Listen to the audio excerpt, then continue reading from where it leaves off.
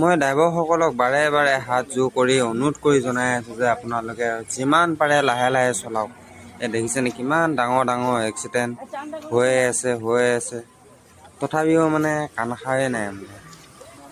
লাগে অলপ দেৰি হওক, লেট হওক, কোনো কথা নাই। এইটো জীৱনটোতো শেষ হৈ গ'ল।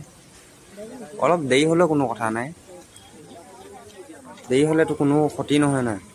যাতে অলপ লেট হওক, গাড়ীখন লাহে লাহে চলাওক। যিমানটো কণ্ট্ৰলত থাকে ইমানটোত চলাওক। কণ্ট্ৰলৰ মানে বাহিৰত গৈ চলাবলৈ দৰকাৰ নাই। এতিয়া জীৱনটোৱে বৰবাদ হৈ গৈছে। এতিয়া কি হৈছে সেইটো কাৰণে কৈছোঁ, আমাৰ ড্ৰাইভাৰসকল যিমান আছে লাহে লাহে চলাওক আৰু ভিডিঅ'টো যিমানে পাৰে শ্বেয়াৰ কৰক।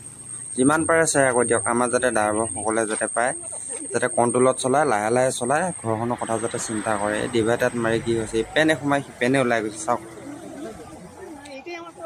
এইটো আমাৰ অসমতে আছে এক্সিডেণ্টটো, কোন জেগাত বা হৈছে মইতো সঠিককৈ জানিব পৰা নাই। এইটো লাইভ প্ৰুফ ভিডিঅ' চাওক।